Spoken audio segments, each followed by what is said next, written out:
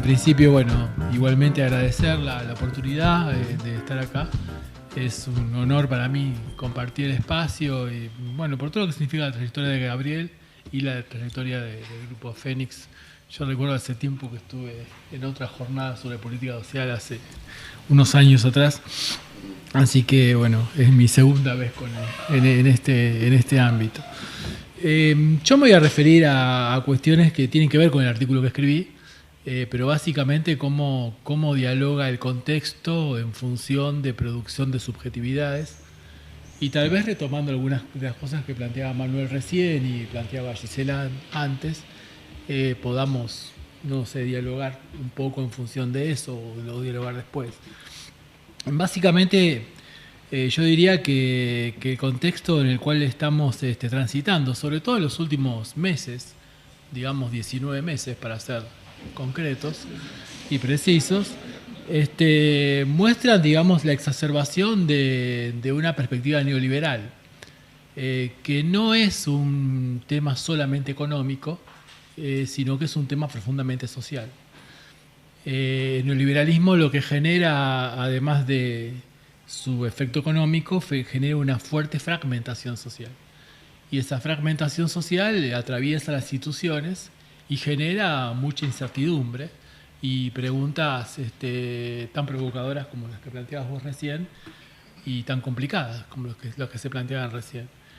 Pero también dentro de esa relación, contexto en el liberalismo e institución, se construyen nuevas subjetividades. Y un poco eso es el eje de lo que intenté escribir, fundamentalmente a partir de un pedido de Gabriel, o sea que el responsable es Gabriel, es que me pidió que escriba eso, que tiene que ver con un concepto que yo vengo trabajando hace un tiempo, que ahora lo voy a desarrollar mejor, pero básicamente esta fragmentación, decíamos recién, atraviesa la escuela, pero también atraviesa el hospital, también atraviesa la vida cotidiana y básicamente impacta en los lazos sociales, porque uno dice qué es lo que se fragmenta cuando se fragmenta la sociedad, y lo que se fragmenta es la solidaridad, se fragmenta la relación con el otro. Entonces ahí empieza uno tal vez a mirar qué pasa con esa otredad, qué pasa con ese otro, en clave no de un programa, de una política universitaria, una política secundaria o de una política educativa, sino dentro de una sociedad que al otro lo elimina. El otro se transforma en un competidor, el otro se transforma en alguien que está como siendo un obstáculo en mi teórico desarrollo personal. Eso sería como una cuestión para mirar que podemos retomar dentro de unos minutos. Yo sé que son 15, pero vamos a hacerlo rápido. Por otro lado, si miramos los últimos meses, y hago hincapié, más allá de los 19 meses, digo, los últimos 19 meses, insisto con los últimos 19 meses, porque, digamos, creo que todos estamos visibilizando una fuerte caída de derechos. Y eso también impacta en los jóvenes de la escuela secundaria, como impacta en todos nosotros, y genera nuevas incertidumbres en función de, bueno, ¿qué va a pasar conmigo si estoy en la escuela? ¿Y para qué voy a la escuela? El para qué que planteabas vos recién se hace como más intenso, más interpelador, más complejo en este contexto, donde el futuro aparece bastante complejo e incierto, y sigo con esa palabra que mencioné recién, que es la incertidumbre. Por otro lado, también este contexto, escenario, va marcando una caída, decíamos recién, de derechos. Yo diría que si miramos progresivamente, podemos ver cómo primero se pierden derechos sociales y después se pierden derechos civiles.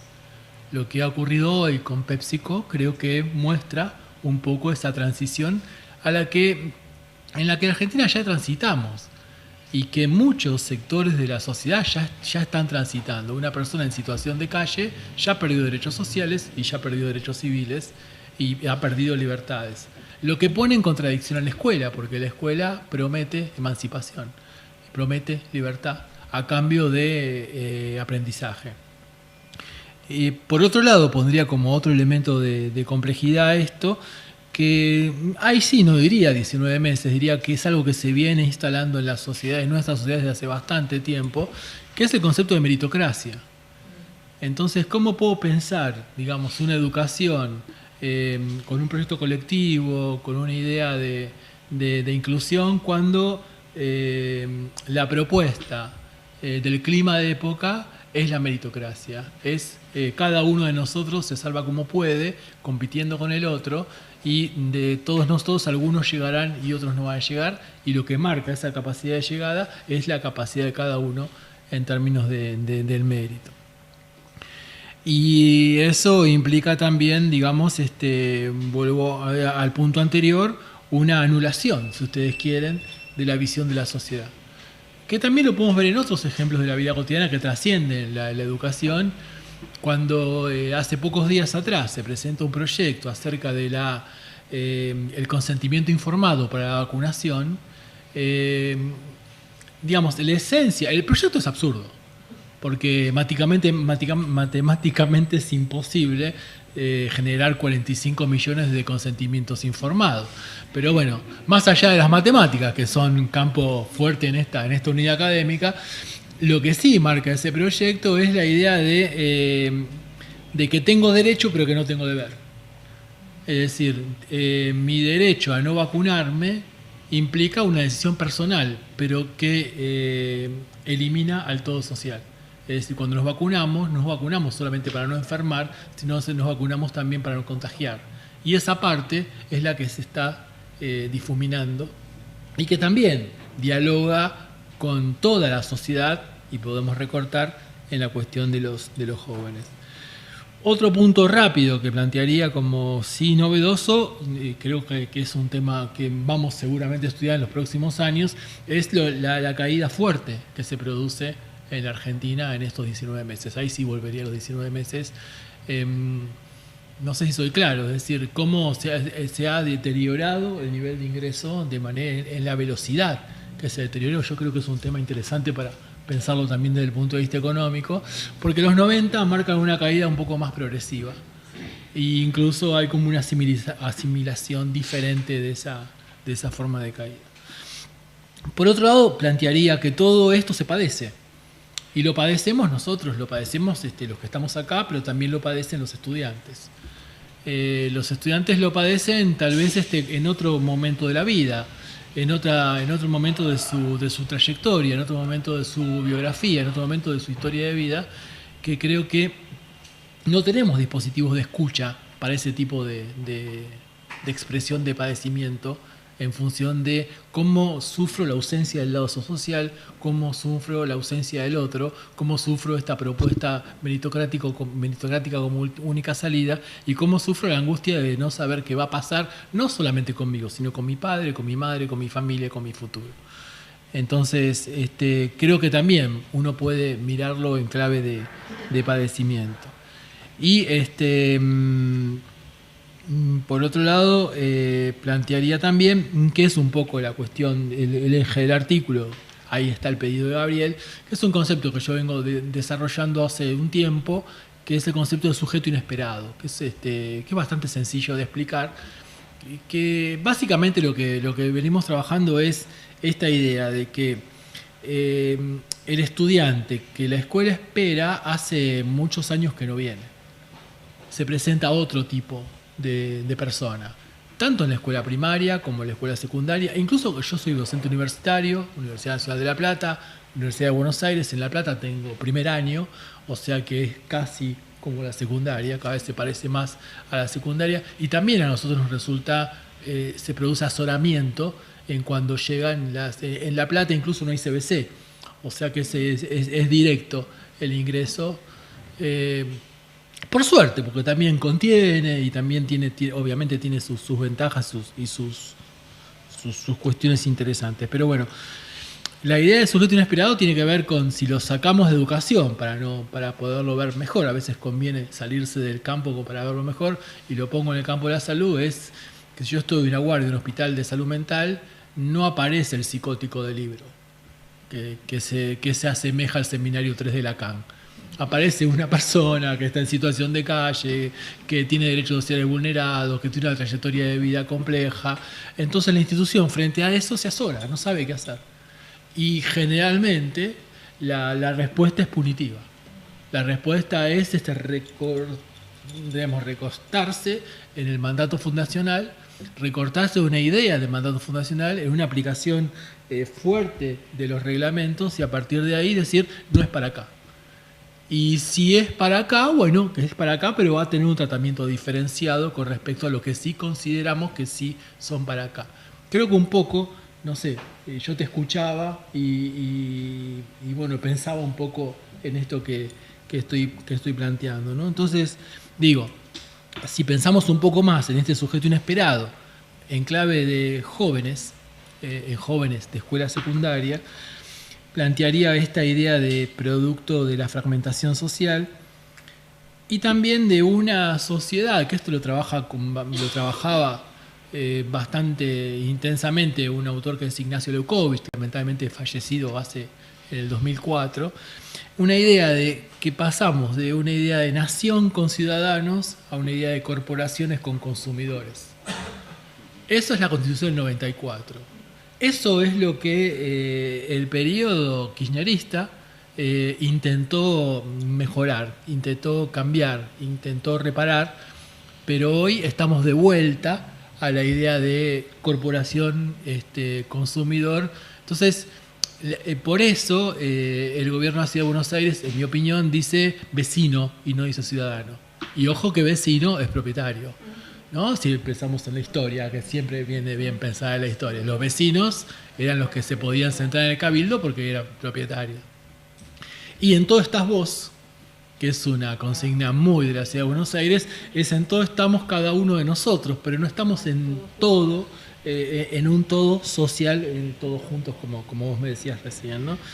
Entonces, aparece esta cuestión, digamos, de este padecimiento. Yo creo que esta situación de los chicos que tienen dificultades, llamémosle, no quiero decir de conducta, dificultades. Sí, para enmarcarle, para ponerle un nombre. Yo lo miraría también desde el padecimiento de ellos.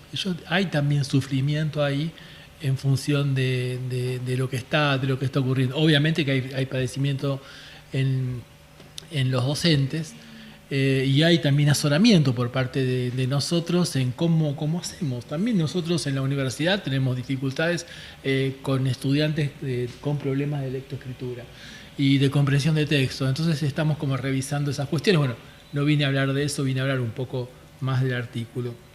Entonces, bueno, repito esto, no es para acá, no se lo reconoce y también como un dato tal vez que pueda aportar, diría yo novedoso, este sujeto tiene una nueva visión de lo corporal, hay una nueva corporalidad. Eso me parece importante compartirlo. Es decir, el cuerpo significa otra cosa. La dicotomía cartesiana cuerpo-mente funciona de otra manera en nuestra sociedad, en toda nuestra sociedad, no solamente en los jóvenes. No sé si me explico, lo digo en dos palabras. Todas las pulsiones que llegan de nuestro cuerpo se nos hacen cada vez más difíciles de manejar por la mente.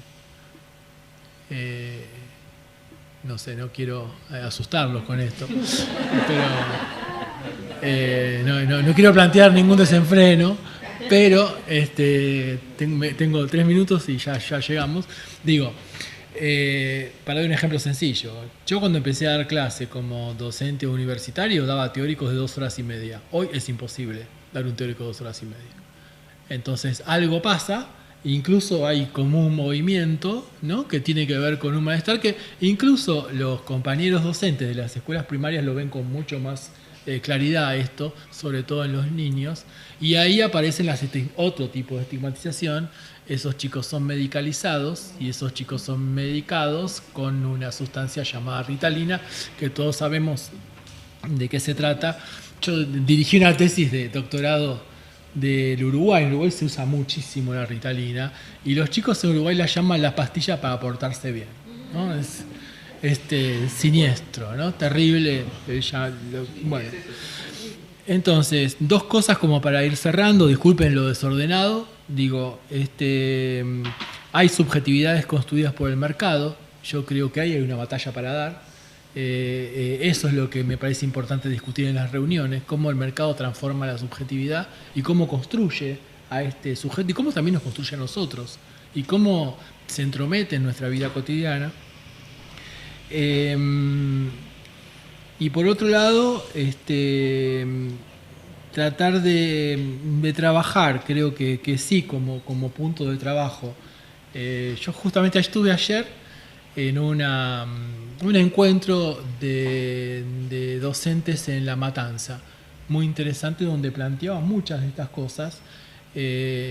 Había muchísimos, había más o menos unos 200 docentes, todos planteando este tipo de cuestiones dentro de un contexto bastante complejo, donde ahí sí se ve con mayor claridad el avance de la crisis, el desempleo, ya la escuela empieza a ser comedor con cada vez más afinidad, ya no queda claro si se va a comer o si se va a estudiar, o sea que rápidamente se llegó a los 90 en 19 meses. Y creo que un tema para trabajar ahí es la cuestión de derecho, deber y responsabilidad, ¿no? Creo que la cuestión de la responsabilidad, no desde el punto de vista punitivo, y el derecho, el deber, no desde el punto de vista punitivo, sino desde el punto de vista del cuidado del todo, es un punto que puede ser útil como para pensar estrategias de intervención en esta complejidad. Es decir, cuando tengo un derecho, si yo cobro la asignación universal por hijo, es un derecho. Pero también tengo el deber de que mi hijo vaya a la escuela. No para que mi hijo vaya a la escuela, sino para mejorar la calidad de vida y la calidad de la población de nuestro país, la Argentina. O sea, creo que ahí no supimos trabajar. Ahí eso no lo supimos transmitir y se transformó solamente en un derecho sin reciprocidad con el deber, y ahí se pierde la cuestión de la responsabilidad. Y fíjense que cuando la derecha toma la noción de deber y la noción de responsabilidad, la toma desde un punto de vista punitivo. Es como que ahí estaríamos perdiendo una oportunidad, y creo que todavía tenemos posibilidad de pensar esta cuestión desde la recuperación del deber y la recuperación de la responsabilidad, pero de una perspectiva histórica, de una perspectiva social y de una perspectiva colectiva. Bueno, disculpen lo desordenado, muchísimas gracias.